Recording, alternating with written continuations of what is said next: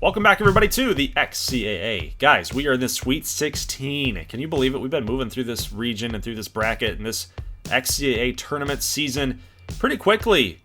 Only been a couple weeks of XCAA action. I hope you guys have been enjoying it. I've been enjoying it for sure. A lot of upsets this season and a lot of really kind of powerful teams that have been a little bit tested. Always love to see that in March Mayhem. All right, guys, we've got kicking us off here tonight in the Sweet 16. We've got the University of Kentucky, UK, against Miami. Tough team in Miami, a 4 seed in this bracket, in this region.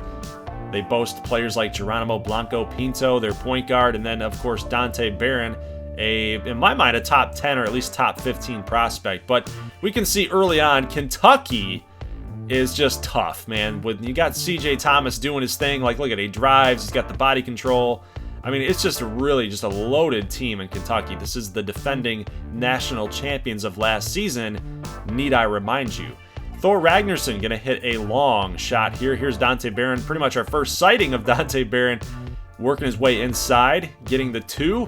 Norris gonna miss the shot, and Dumas here with the rebound, and then all the way out to CJ Thomas for 3. He's going to make that bucket go splash. Dante Barron gets the 2 as well off of a nice little step back move. But it is still a 12-point deficit. Despite Miami hitting 50% of their shots, they're still in the deficit. They're still losing the game. Still 10-point games. CJ Thomas, the fadeaway against he's a bigger defender, a more lengthy defender too. Still gonna shoot it right over top of him and get the 2. Got Dante Barron testing inside, gonna get the foul. And then, of course, on the other end, we got more points for Kentucky. It is 53-37, and then Thomas in the corner. The guy just is crafty. He knows exactly where to go. We got Asher Payne, the center from Miami, hitting a big 3 to try to keep these guys in it, try to keep them in it. But we got a 3-ball here from Blanco Pinto making the assist. Dante Barron, the big-time dunk on Isaiah Thomas. Gotta like that. And here comes Miami. Blanco Pinto. Here we go. Nice little layup for 2. Still down by 20. Down by 20. Blanco Pinto. It's been the Blanco Pinto show right now. CJ Thomas, every time that Blanco Pinto does anything, he's matching it. But can you match this? Look at this humongous dunk. And now Blanco Pinto's putting on a show here for his future in the XBA, of course. Now that the game's pretty much out of hand and it's over, he's like, you know what? I'm just going to get mine. I'm going to make sure that people know and remember my name when the XBA draft rolls around. So good showing by Blanco Pinto. Pretty good showing by Dante Barron. But, you know, when you got CJ Thomas scoring 24+ assists, it's a tough road to hoe. Blanco Pinto with 10, Barron with 17. And, you know, Blanco Pinto scored most of his points in that fourth quarter, in the last final minutes of the game. All right, let's move on to this matchup, Fresno State and St. Louis. And, you know, I like both these teams, but you know what? I'm kind of rooting for the upset here. I kind of want to see Fresno State lose to St. Louis and keep that Cinderella story up. Guys, this is a St. Louis team that beat Syracuse on a really, really awesome game. I mean, the whole thing was close the whole way through, and St. Louis prevailed in that matchup and really stunned a lot of the Syracuse faithful out there. But Fresno State's a very tough team themselves, and there's been a lot of scrutiny on Fresno State's side and on this bracket. They've had to beat Valpo in round 1, Furman in round 2, and now they get St. Louis in the Sweet 16. So it's like, have they really been tested at all, right? I mean, they boast a lot of really good players. Like, we got Amari Kane here. He's got a brother out at North Carolina, Damari Kane. You've got Mason Hendricks. You got DeAndre Robinson, Sal Boss. This team is loaded with a bunch of custom prospects, and they haven't really been tested, in my opinion. I want to see St. Louis get a little bit of a comeback here, but Jackson Onuaku, got to get him the ball a little bit more if St. Louis wants to contend in this game. Sal Boss having a really nice game. The Abraham Wolf getting the 3. 19-14, Sal Boss with the 3 ball. No good. Lucas here with the rebound. Down by 5, and then, whoa, what a pass. Good little pass there to Nas Dunstan, the guy who had a clutch block on Boris Sutton to end the game, to win the game, of course. So St. Louis is coming back a little bit. right? They're using Nas Dunstan. They're using Jackson Onuaku, Brayson Sterling. They're getting it done right now. They're only down by 1 point. Amari Kane, though, in transition after a St. Louis miss. They're going to get more points. A steal. Amari Kane really showing out here tonight. Spots it up. Hits the 2.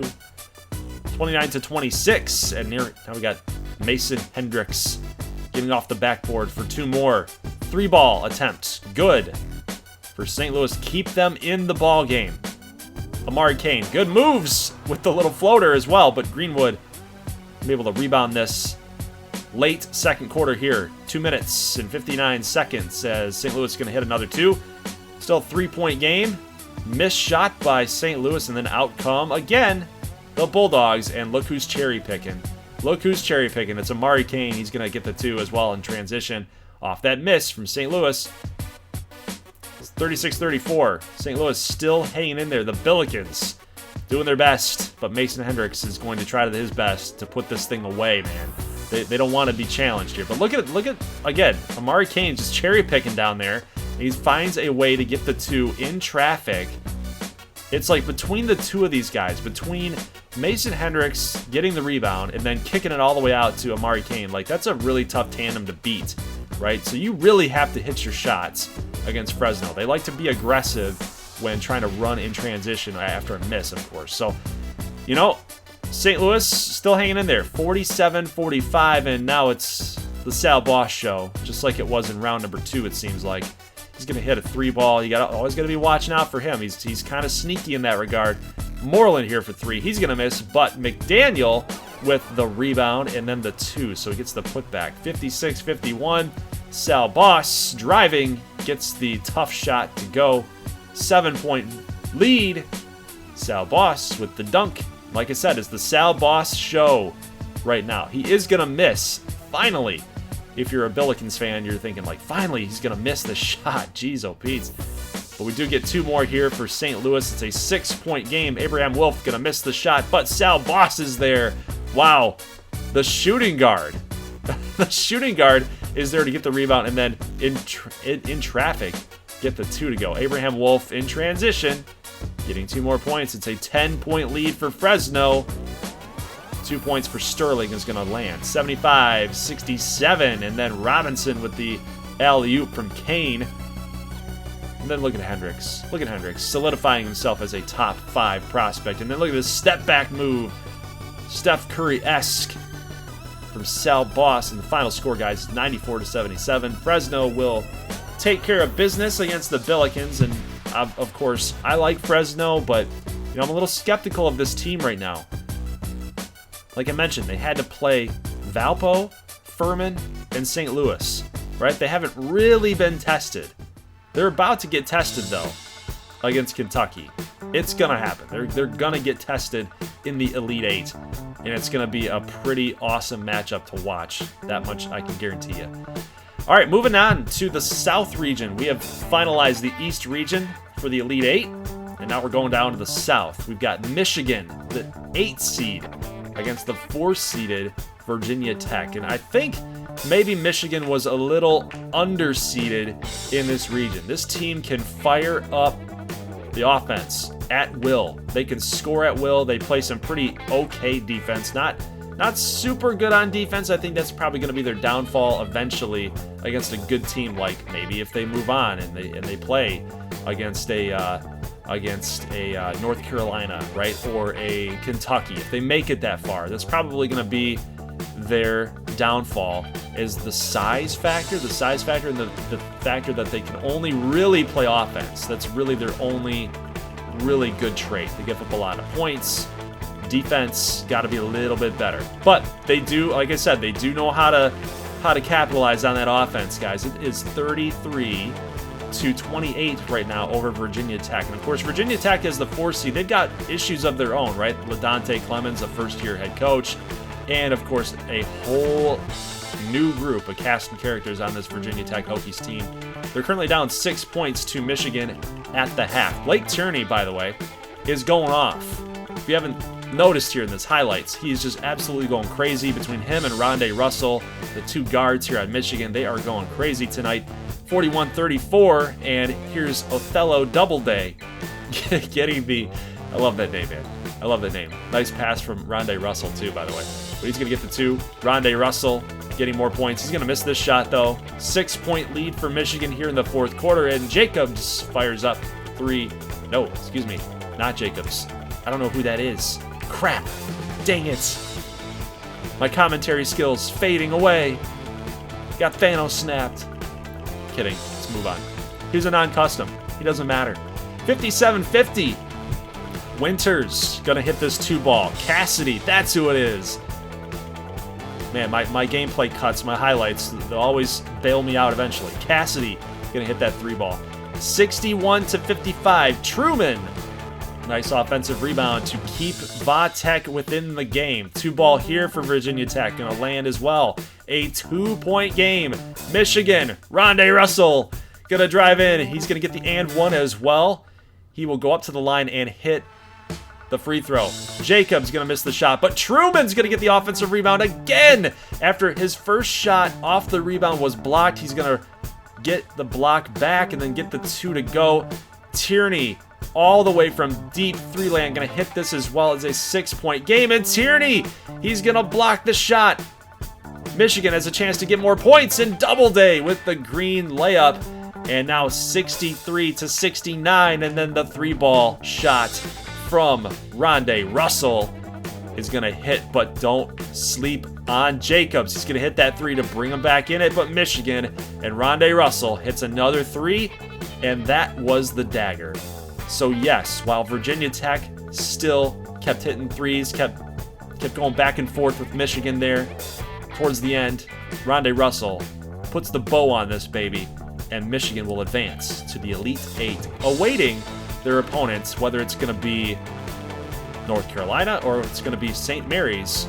We're going to find out. We are definitely going to find out. But 29 points from Tierney, Rondé Russell with 22, Doubleday with 10, and then we got Virginia Tech side, Truman, Jacobs, both in double digits. But again, it just wasn't quite enough to hang in there with Michigan's offense. And that's, like I said, that's the thing. If they can outscore you, like, if you're not on offensively, they're going to give up their points. Like, that's the thing. They're going to give up a lot of points. But if you're not able to match them point for point, you're probably going to lose. Like, that's Michigan's MO. All right, moving on to St. Mary's, the 11th seed in this region in the South, against 2-seeded North Carolina. So a blue blood, right? Well, St. Mary's has been the Cinderella of this XCAA, of this March Mayhem. You can't convince me otherwise. It's currently 4-0. Tommy Diamantakos, Lucas Sims, the center. You got Jeff Paxson, Mike Paxson's brother. This team is really good. This team's really good. Like, look at Tommy Diamantakos here, the sleek Greek, getting a dunk inside on North Carolina. Like, how does this even happen? Right? It's currently 9-8. St. Mary's is up on top. But look at the will and the fight and the battling down low by Paxson. That's championship level DNA right there. And look at Tommy Diamantakos with the step back. And then look at the moves. What? How does he do this? He's an absolute magician with the ball in his hands and then the catch and shoot ability. He has got everything going for him in this tournament. So he was not even inside a round 1 discussion. He wasn't even considered in the round 1 discussion, and so far he's like being considered a top 15, maybe top 10 prospect in the XBA draft for year number 4. It's absolutely crazy the production that he's been performing at, and at the rate that he's performing at to lead St. Mary's on the Cinderella run. Here's Keneal Mason fading away, hitting the 2. That's going to pump him up. North Carolina currently down by 2, and then look at this shot, going to miss. Good defense by UNC, and now out comes Rameljak, pass down to Keneal Mason, who's on fire. It's a tie ball game. As we jump forward, UNC will take the lead. McClure, though, is going to get blocked, but look at Little. The other custom prospect, Little, is going to get the 2-pointer to go. Diamantakos kicks it to Sims, who's going to fire up that 3-ball. And it's a tie game going into the second half of the action here. We got 12 rebounds, 59% each. Like, this is crazy close right now. Paxson with the alley-oop dunk from Diamantakos. Rameljak gets the 2 to go in contest. Tommy Diamantakos down low. Nice read there. He's going to get 2 as well. So, guys, it is currently a 60-56 game, and UNC's kind of taking control here. And is the Cinderella run going to be over? Diamantakos with the miss. Late third quarter. Here comes Romeljak with the 2. Not going to get it to go, but Penberthy, the center, does. Diamantakos getting the double team. Kicks it out here to Reese, the wide open man. Going to hit the 2. It is a 9-point game. And look at Reese. He had Damari Kane, Little, and Penberthy coming in on him, and he still makes the 2 in traffic. But this is problematic now. Is the Cinderella run over? We know what St. Mary's does in the fourth quarter. We know what they do in the fourth quarter. They always clamp up on defense, and they start hitting everything. This is what they've done for the past 2 rounds. It is currently a 4-point game, and Sims wide open. It's now a 2-point game. Kenil Mason driving. He's going to miss the shot. Here's Paxson with the rebound. Now out come the Gales. Are they going to do it again? We're going to find out. Here's Reese. Looking for a possible screen here. Is he going to get one? Yes, he does. But he's going to take the shot and gets the green to tie the game up. 2:24. Here's Jacob Rush. He's going to get blocked. He's blocked by Paxson. Now out come the Gales here, but look who's wide open. It's Reese down the baseline for the dunk, and St. Mary's takes the lead. But oh no! Oh no! A steal on Jacob Rush, and the Gales have a chance. And oh, the bounce pass to Paxson. He gets the 2 to go. It's a 4-point game. UNC and Mason. Isolation right now. He's going to try to drive. He gets the little spin move off, but is he going to take the shot? He's trying to fake. He's going to take the shot. He missed. Lucas with the rebound. Paxson bringing it back up court for the Gales. Here's Perkins. He's going to find Paxson, who's wide open, plus the foul. Jacob Rush, what are you doing? You can't foul him there. And Mason's telling him, like, dude, just get there. You don't have to jump up and make a foul. Like, you can try to get him to charge. Like, oh man, that's terrible. 7-point game. Here's Mason for 2. That's wide open. 1 minute and a second left. Down by 5, and Mason knows the writing's on the wall here. You got to play some good defense, but you can't let it get to Paxson. He's gonna do the screen fake again, get wide open with the alley-oop. It's a 7-point game. Mason fires up a shot. He's going to hit it here to get the 2 points back. It's a 5-point game, and they can't foul. They can't foul. And St. Mary's, oh no, they throw the ball away. They threw the ball away. They were looking for Perkins, but they can't find him. Now here come the Tar Heels. They're messing around, though. You got to get a shot off. Kane in the baseline. He's going to hit. It's a 3-point game. It's a 1-possession game now, a 25.1. You do have to get the foul here. You got to intentionally foul. Diamantakos kills a couple seconds off the clock. He's going to get to the line. Hits the first one. It's a 4-point game. Now a 5-point game. 89-84. You're probably going to have to hit a 2. A really quick 2 or a 3. It looks like they're trying to get the 2 to go, but Little kicks it to Mason. They can't get a playoff here. You got to get something up. Mason for 3. Miss. Little with the rebound. Kicks it back to Kane. Kane with the pump fake. Gonna fire it up. No good. No good. And UNC will lose to St. Mary's. Diamantakos hits both of his free throws, and St. Mary's will advance to the Elite 8. They take down UNC in the Sweet 16. Again, another masterful fourth quarter performance by the Gales. This team is special. They are on a Cinderella special run, man. Look at, they had 20 points compared to 33 in the fourth quarter. That's the highest out of any of both teams here in any quarter. 33 points St. Mary's scored to come all the way back against UNC. Unbelievable performance. 30 points from Diamantakos, 12 of 16, 4 of 4 from free throw land, 2 of 2 from three-pointers. But I think the name of that game and the reason that UNC lost was Jeff Paxson. Jeff Paxson really stepped up. He sold the fakes like he was setting the screens, and he would just come back out down low into the middle. of the painted area and then say, hey, I'm wide open, hit me. That's exactly what happened. And UNC did not play good defense enough to switch or cover that scenario. So congratulations to St. Mary's, and unfortunately for North Carolina, a pretty young team, they're probably going to have some guys coming back to increase their draft stock potentially next season. So we'll see more news about North Carolina in the next coming few days, of course. But here we go. We got an Indiana-Michigan State matchup in the Sweet 16. So a Big Ten matchup. And we're also going to be getting a ACC matchup a little bit later here as well, as we see Duke and Clemson taking on each other. But we've got MSU Indiana to take care of here too. First and foremost, we got a 20-19 game. Indiana boasting Colton Kemerly, Gasper Tiemann, Palmer. It's a good Indiana team, guys. A very good Indiana team. Got a good offense as well, as you guys can see the score here.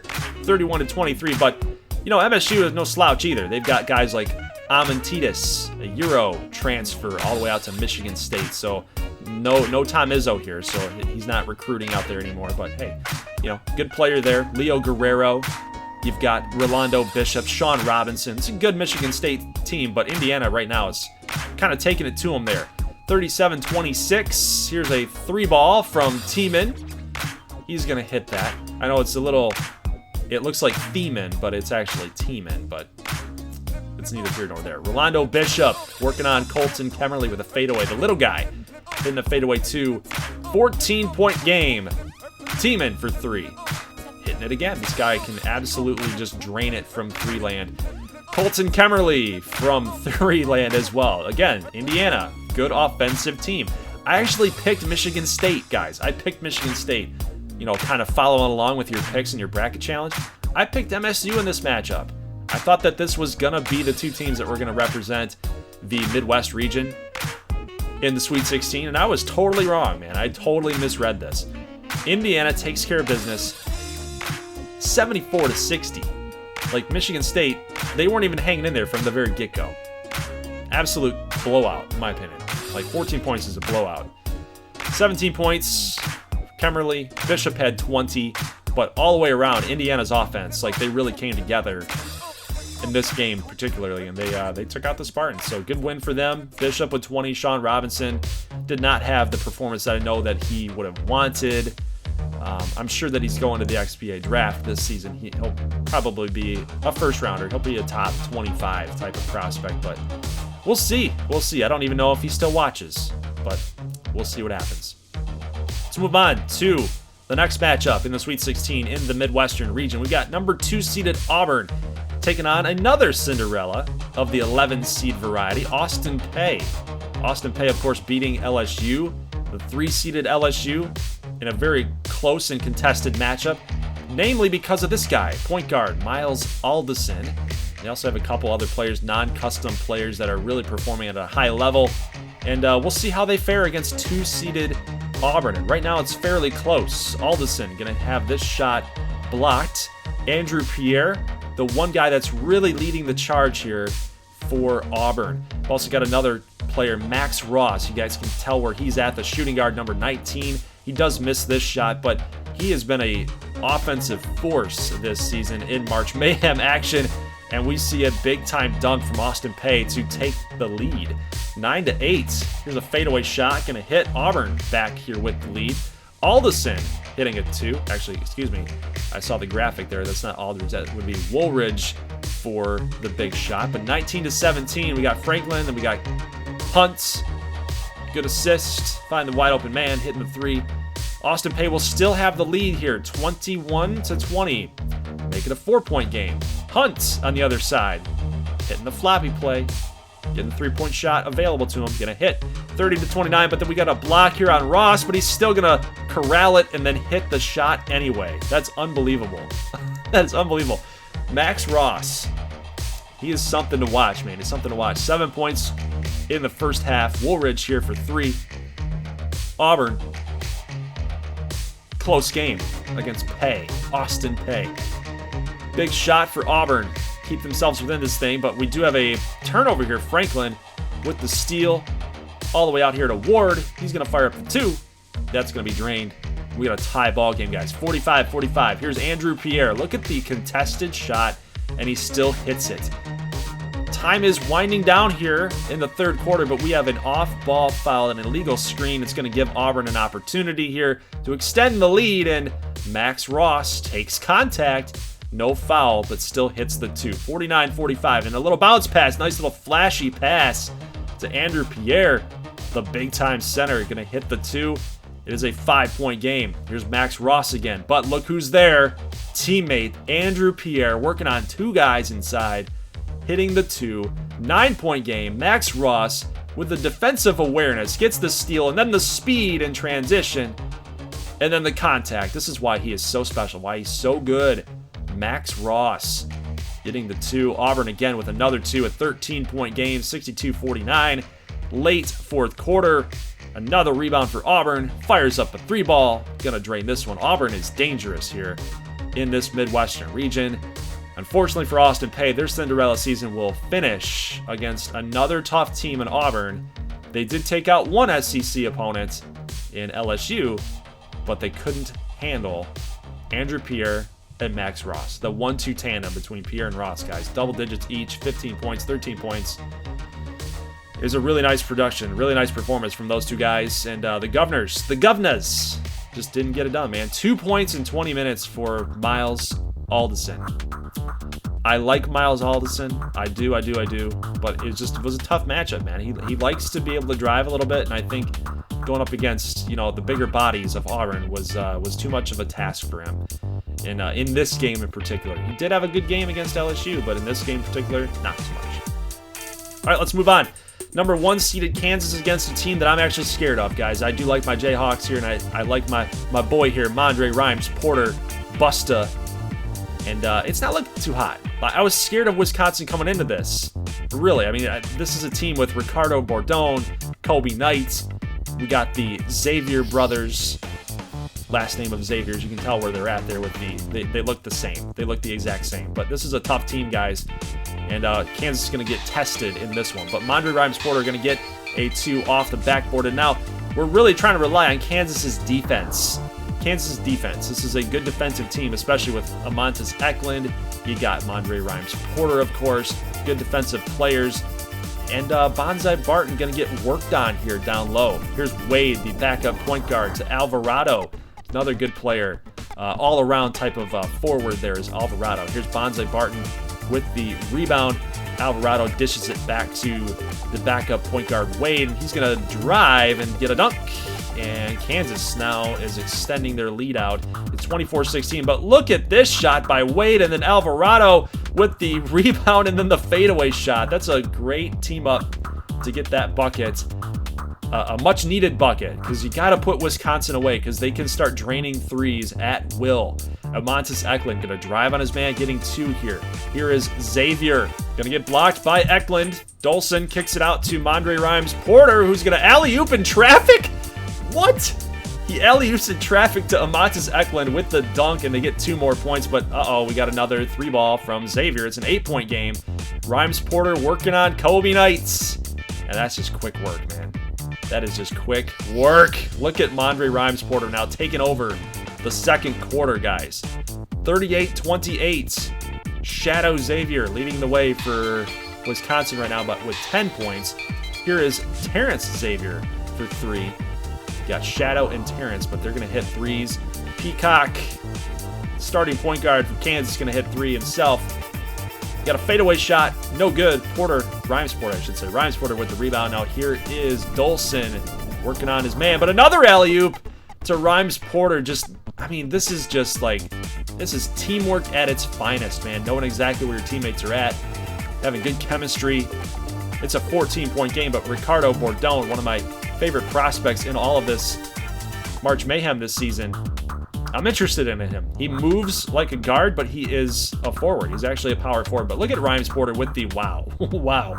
He's driving, and then the spin move, and then knowing exactly where the bucket was to get the lay-in. That's tough, man. That's tough. But good play either way. Good defense by Kansas down inside, but no matter because they're going to get 3 points anyway. Eklund backing his man down, and then gets the fadeaway, like getting just enough shot creation, just enough space. 70-58. Peacock with two guys jumping in front of him trying to contest the shot. He's going to hit, and Kansas will advance. 76-61. They're going to the Elite Eight, and they will take on the winner of Duke or Clemson. So we're going to find out who they're going to take on here in the next matchup. And you know that I picked Clemson. You know that I picked Clemson. I don't think that Duke is got it going on. I think Clemson's got a really good offense. But talk about the box score here. Had a ton of double-digit point getters for Kansas. And Mondre Rhymes-Porter and Eklund, the two top scorers for them. We had Ricardo Bordon with 21. We had Shadow Xavier with 12. And then Terrence Xavier with 8. So unfortunately for Kansas, I mean, it was close in the first quarter, a little bit there in the second, but I think Kansas's defense just wore them down, and they got the W. So I was scared maybe for no reason. Let's move on. We got the last matchup of the night, last matchup of the Sweet 16. It is Clemson and Duke. And I mentioned this one as an all-ACC battle, and currently Duke is taking it to Clemson. It's 5-0. And defensively, Duke is cleaning some things up here. Here comes Tyler Walsh just blowing by his man. A little flip. Clemson hasn't scored yet. Clemson has not scored. Finally, Norris gets the 2. Clayton gets the slam dunk as well. And they're back in it. But as you guys are going to find out, every time that Duke lets up points for Clemson, they come right back and they score at will. Look at this 3-ball by Monroe. It's good for a 3. 23-15. Here's a missed shot from Clemson, and I'm starting to smell a little bit of trouble. There's a little bit of trouble going on here in this Western region. We got a miss. Tinsley gets the rebound. The offensive rebound is a 10-point game. 25-15. You got Hobbs hitting a 3.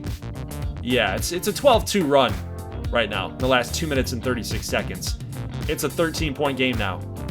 Finally, Clemson gets 2 more, but Duke now +1. So anytime Clemson gets a 2, Duke gets a 3. Therefore, there's your result. 43% for the Tigers, 71% for Duke right now. 71% as a team. Blowing by people. Easy layups to the hoop. 22-point game here. Early third. Walsh for 3. Drills it. 51-25. A 26-point game. 26-point game. I had to do the math real quick. 26 points. And Duke's going to get another point. More points. More 2s. Clemson. You got basically 1 quarter. You got 1 quarter to come all the way back. A 16-point game with 3 minutes left. You got to hit a bunch of 3s. Got to hit a bunch of 3s, right? But Duke will extend the lead to a 20-point game and then hit a 3. And your final score, no contest, 72-49. And as soon as this game was playing, I felt so bad. I felt so incredibly bad because I sold Clemson, man. I sold Clemson to you guys like they were a good offensive team. And round 1 and round 2, they were. They won their games outright. But against Duke, they just didn't get it done, man. They didn't get it done. It was a very, very bad performance for Clemson against their ACC rival in Duke. But there's your matchups, guys, for the Elite Eight. You got Auburn against Indiana. Should be a good one. You got Kansas, the number 1 seed in the West, against number 2 Duke. So 2 blue bloods facing off against each other there. Kentucky, Fresno State should be a fun one with all of the custom prospects battling in that matchup. And then you got kind of the Cinderellas here in the South. You've got Michigan 8 seed against 11 St. Mary's. That's crazy matchup there for your Elite Eight. So you got Cinderella run in St. Mary's and then Michigan. And of course, me being a Michigan fan, I don't know if I want my virtual Pixelman at Michigan to advance against Cinderella St. Mary's. I think I'd rather go with St. Mary's. I want to see the upset, and I want to see St. Mary's potentially beat Kentucky. Wouldn't that be crazy? Wouldn't that be insane? I want that story of Tommy Diamantakos and Jeff Paxson to keep going. So, guys, that is your updated bracket. And now here are your current standings. Your current standings for the bracket challenge up on the screen right now. You have Heel Boy at 30, and I'm noticing a trend here. I'm noticing a little pattern here. Of course, I'm just playing for fun at 24 points, but you've got a moderator Heel Boy at 30. You got Braden Austin at 24. You got Diabolist at 24 as well. You guys must like live and breathe this channel, man. You must live and breathe this channel because the moderators are winning. The moderators are winning. Guys that are down here like Iton, Coach Juice, 1000 Lives, Zoomer, Pedro, Jake Andrews, Elijah Marshall. I need you guys to take that over. I need you guys to beat these mods. I need you to beat them. These guys are all in on the channel. They study the channel. They study all the videos. They study all this stuff, and that's how they're winning. That's how they're winning right now. I guarantee you. So I need you guys to beat them. I need you to beat them. And you should know that each round gets progressively worth more points. So that's your updated standings right now, guys. So you're actually within striking distance, even though like Thad's at 20 or Swimmer Dude Pinkard's at 20. You guys are still within striking distance. So don't freak out. Don't worry too much. I think that there's still some crazy things left to happen in the Elite Eight, maybe even the Final Four. So as long as you get your champion right, you should be in a pretty good spot. So guys, I will actually see you next week for Elite 8 matchups, and I will let you know that Elite 8 will be one gameplay worth. So we're going to get all the Elite 8 matchups in one video, and then we will actually do a live stream for the Final Four and the National Championship. So we're going to combine all of those Final Four and National Championship matchups into one video, which will be a live stream. So I get to kind of talk to you guys while the game's playing and stuff. It'll be fun time. So and then we can figure out who wins the whole thing and award the prize to the winner live, which will be fun. So guys, leave a like if you like this thing. I will catch you later on next week for the Elite 8. As always, thank you for watching, and peace.